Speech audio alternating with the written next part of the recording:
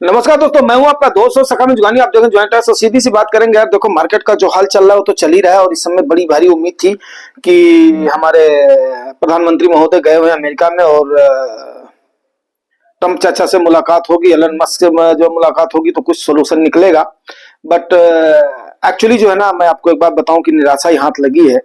और निराशा इसलिए हाथ लगी है क्योंकि इसको अगर इस परिप्रेक्ष्य में देखा जाए तो हाँ, बीइंग ए इंडियन जो है सिटीजन, हमें कोई भी अफसोस नहीं है और एक्चुअली अमेरिका से उम्मीद भी ऐसी ही है हमें। लेकिन मार्केट के लिहाज से थोड़ा सा देखा जाए तो इस समय जो भी, चाहे कितनी भी अच्छी न्यूज हो, वो न्यूज कोई भी फर्क नहीं डाल रही है। तो इसको हम अच्छी न्यूज भी नहीं कह सकते, बुरी न्यूज भी नहीं कह सकते। प्रधानमंत्री महोदय गए थे, उन्होंने अपनी तरफ से भरपूर कोशिश करा होगा संबंधों के बारे में, ट्रेड के बारे में। तो आइए उस पर हम विस्तार से चर्चा कर लेते हैं और उसके संदर्भ में देख लेते हैं मार्केट का मूव कैसा रहा है और कैसा होगा। तो ये सारी चीजें करते हैं और म्यूचुअल फंड निवेशकों के लिए भी बात करेंगे। सीधी सी बात है, ट्रेड का तो आश्वासन दिया है ट्रम्प चाचा ने, ये हमारे प्रधानमंत्री महोदय को उन्होंने आश्वासन दिया है, ये एक पॉजिटिव मान सकते हैं। लेकिन एक बात आपको बताएं, जैसा ये टोटल आपको अगले पॉइंट्स में करूंगा, डिस्कस करूंगा, तो हमारे यहाँ पर शादी विवाह में एक होता है ना, मिलना होता है उस समय चलते समय, ठीक है। तो कभी भी देखना है आप, वर पक्ष वालों की ना, उनकी बांग ऐसे क्या होती है, टाइट होती है, लेकिन जो है कन्या पक्ष वालों की झुकी हुई होती है। तो मिलने में थोड़ा सा हमें ऐसा लगा है कि कुछ आदेश उन्होंने, जैसा कि आदेश थमाया जाए, क्योंकि भाई 4 साल अभी उन्होंने रहना है, अभी वो इलेक्ट हुए हैं, तो उन्होंने कुछ आदेश थोपा है। अब इसको मैं फाइनेंशियल टर्म्स में देखता हूं, और थोप दिया कि यूएस को हमसे तेल लेना पड़ेगा। आपको पता ही, हम रसिया से तेल ले रहे थे, काफी सस्ता तेल ले रहे थे, उस पर भी उन्होंने हल्ला किया था, उनके 2 टैंकरों पर रसिया के सेंसर लगाया था। और चाइना के टैरिफ एक्शन के बाद में, क्योंकि चाइना ने भी तुरंत उसके बाद में रेसिप्रोकेट कर दिया है, तो ड्रिल बेबी ड्रिल हमने आपको बताया था, उनका जो ऑप्शन है कि वो ड्रिल करेंगे और उसके बाद में निकालेंगे, आयल के तेल के कुओं को भरेंगे। तो उन्होंने भैया एक टाइप से आदेश ही दिया है कि तेल हमें लेना पड़ेगा उनसे। अब लेना ही पड़ेगा भाई, है समर्थ को नहीं दो सुको साई, अब वो हमसे समर्थ है तो लेना पड़ेगा, ठीक है। तो ये हो गया। अब मस्क चाचा ने, मस्क चाचा के लिए भी उन्होंने रास्ता खोल दिया है, मस्कुलर मस्क के लिए, ट्रम्प चाचा तो है, मस्कुलर मस्क के लिए भी रास्ता उन्होंने खोल दिया है। अब आप बताइए, हमारे यहाँ पर ट्रेड करने के लिए तो टैरिफ तो हमारे यहाँ का था, अब टैरिफ हमारे यहाँ पर अपने नॉर्म्स के मुताबिक लगाया गया था, लेकिन अभी उन्होंने बोला कि इंडिया का टैरिफ ज्यादा है, अगर करना है तो थोड़ा सा टैरिफ कम करना पड़ेगा। वो भी मेरे ख्याल से एग्री हो गए हैं, ठीक है।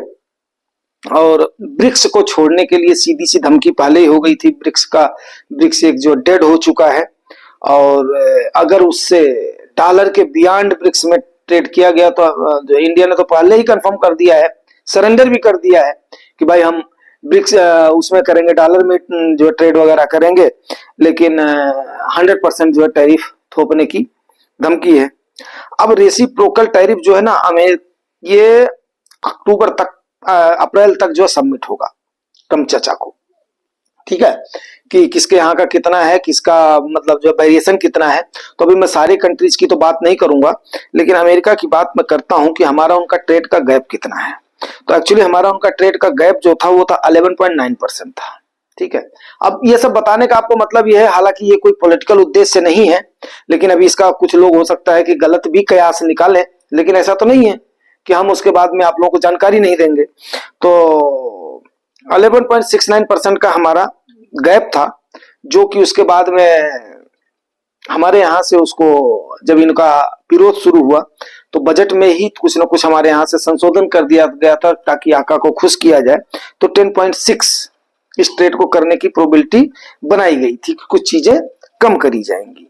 तो टोटल एक्सपोर्ट जो अमेरिका को है वो है 68 लाख करोड़ रुपए का, ठीक है, 68 लाख करोड़ रुपए का है, जो 6.75 लाख करोड़ यूएस एक्सपोर्ट का है, और यूएस, ठीक है ना। और उसके बाद में 3.67 लाख करोड़ है इंपोर्ट फ्रॉम यूएस का है, ठीक है ना। अब हम क्या करते हैं, 6.75 लाख करोड़ का उसको एक्सपोर्ट करते हैं अमेरिका को, एंड 3.67 लाख करोड़ वहां से हम इंपोर्ट करते हैं। तो हमारा जो ये ट्रेड का जो गैप आ रहा है वो 11.9% के आसपास आ रहा है। तो अब एक्चुअली क्या है, तो अब यहां पर जो टैरिफ का गैप था हमारा उनका टैरिफ का गैप था, वो टैरिफ का गैप कितना था? 11.9% और 10.6% अब हो गया है। तो मतलब वो चाह रहे हैं कि हम इसको बराबर बराबर कर देंगे। तो कहां वो विकसित देश है, कहां हम विकासशील देश हैं, कहां हमारे यहां से रॉ मटेरियल जाता है, कहां उनके यहां से बना बनाया माल आता है। तो ये सारी चीजें थी। आज के टाइम पर बोलने वाला कोई नहीं है, सुनने वाले सब हैं। तो ये सारी चीजें हैं।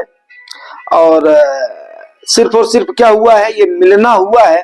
मिलना में जो जो जैसे बोलते हैं ना, लड़के वाले जो बोलते हैं लड़की वालों को मानना पड़ता है, उसी प्रकार से ऐसा लगा है कि हमें जो है हम पर वो चीजें थोपी गई हैं। अब मिनट टू मिनट जब दोनों तरफ से मिनट्स जब जारी होंगी तो हो सकता है कि उसमें कुछ क्लेरिफिकेशन आए, लेकिन ओवरऑल जो न्यूज से, बियॉन्ड न्यूज से, पेपर से जो चीजें आई हैं, वो भी हमारे आपके जैसे आकलन ही है उनका। जब तक मिनट्स नहीं आएगी तब तक इसको कुछ कहा नहीं जा सकता है। तो मिनट्स टू मिनट्स ये अपना वेरी करेगा। अब कल की डेट में अगर हम ये देख लें कि FIIs ने सेल कितना किया है, तो FIIs ने 28,000 करोड़ का सेल किया है और DIIs ने 2900 करोड़ का, 2800 करोड़, 28,000 बोल दिया सॉरी, और 2900 करोड़ का DIIs ने खरीदारी करी है। वहीं पर ही अगर हम मार्केट की आज की डेट की गिरावट देखें तो निफ्टी आपका टोटल गिर गया 13%। ठीक है, ठीक ठाक गिरावट हो गई है। एंड निफ्टी नेक्स्ट 50 हो गई है 22%। और आपका मिड कैप गिर गया 16%, स्मॉल कैप गिर गया 19% और PSU गिर गया 23%। ये इतनी गिरावट हो गई। PSU आपका ऑलरेडी बियरिश फेज में चला गया है। जितना सरकारी कंपनियों से जितना लोगों ने भर भर के कमाया था, जिन्होंने नहीं कमाया था वो लुट गया है। अब 500 शेयर्स टोटल मिला करके हम जो आमने सामने देखते हैं ना, वो दिखता है निफ्टी 50 हो गया, जिसके बाद में ये हो गया। तो 500 शेयर्स का आप देखो यहाँ मिला करके वो छोटे मोटे छोड़ करके वो, लेकिन एक्चुअली जो है, जो एक सर्वे आया है, सर्वे की रिपोर्ट बड़ी चौंकाने वाली है, बड़ी चौंकाने वाली रिपोर्ट है। और ये कहीं ना कहीं दुखी भी कर रही है। बहुत ज्यादा नुकसान, बहुत बुरा हाल इस समय गिरावट में उनका है जो बेचारे जिना जाने समझे उनके ऊपर भरोसा कर लिए हैं, कि जो यूट्यूब पर रिकमेंडेशन दे देते हैं उन शेयर्स का, कचरा शेयर्स का, और बेचारों ने खरीद लिया है। उनकी गिरावट में उनका बहुत बुरा हाल है। अब मैं उनको ये तो नहीं बोल सकता हूँ, बहुत बड़े यूट्यूबर हैं वो, पुष्कर राज जैसे हैं और लोग हैं, नाम तो लेना चाहिए, किसी का सम्मान से नाम लेना चाहिए। तो अब इन लोगों के मतलब बड़े बड़े फॉलोअर्स हैं। अब बड़े बड़े फॉलोअर्स हैं, उसके बाद में ये लोग अगर मान लिया इस टाइप से बड़े यूट्यूबर हों, चाहे वो छोटे निवेशक हों, अगर वो बड़ा मन को पीड़ा पहुंचता है अगर इस हिसाब से किसी को नाम लेकर के अपनी फेम का इस्तेमाल करके और किसी का गलत शेयर को प्रमोट कर देना और उसको बेचारे वो खरीद लेते हैं, तो मेरे ख्याल से ये सही बात नहीं है। लेकिन एक्चुअली में ऐसा हुआ है, उनकी हालत बहुत बुरा हाल है। तो ये सारी वो थी अपना जो है अपना खबरें थी। और खबरों के बीच में अब रही बात म्यूचुअल फंड इन्वेस्टर्स के लिए, म्यूचुअल फंड इन्वेस्टर्स के मैं पहले बता चुका हूं कि काफी ज्यादा डाइवर्सिफाई होता है, काफी ज्यादा सिक्योर होता है, और इसको हमें रोकना भी चाहिए। एक्चुअली इसको हमें रोकना भी चाहिए, कि ताकि रोकना मतलब होल्ड करना चाहिए। और ये फेज ऐसा है कि ये फेज आता जाता रहेगा, ये बात नोट कर लीजिए। ये जो चाहे ट्रम्प चाचा का इशू हो, चाहे मोहम्मद स्कूलरमैन का इशू हो, चाहे उसके बाद में किसी का भी इशू हो, ये सब इशू पीशू सब एक दिन में सॉल्व हो जाएंगे। रही बात कि आप दोबारा पोजीशन बना पाएंगे कि नहीं बना पाएंगे, वो बहुत ही मायने रखता है। और एक चीज हमने FII से सीखी है इस बार, जो कि मुझे नया लेसन लर्न हुआ है, क्योंकि जब छोटा निवेश होता है तो आदमी को कोई फर्क नहीं पड़ता है। जब वही निवेश जो है जब बड़ा हो जाता है तो वहां पर आदमी फिर सोचता है, यार FII अगर ऐसे सोच रही है तो हमें भी इस टाइप से सोचना चाहिए था। लेकिन उस समय क्या होता है, चलो ठीक है, अभी अपनी मार्केट किस में है, थोड़ा सा संभलने के फेज में है, और डोमेस्टिक इंस्टीट्यूशनल ने, रिटेलर्स ने जम करके इसको संभाला हुआ है। बट FII से हमें एक चीज सीखने को मिली है, मैं आप लोगों से शेयर करूंगा किसी दिन किसी वीडियो में। अब एक बार आने दो गिरावट के बाद में, बुल्लन आने दो, फिर उसके बाद में तब स्ट्रैटेजी हम लोग भी बनाएंगे कि एक्चुअल में जो है प्रॉफिट कैसे काटा जाता है मार्केट से। अभी हम लोग थोड़ा सा क्या है इमोशनल होकर के कर रहे थे, बट जो चीज हमने देखी है कि यस मार्केट में इमोशंस से काम नहीं चलेगा।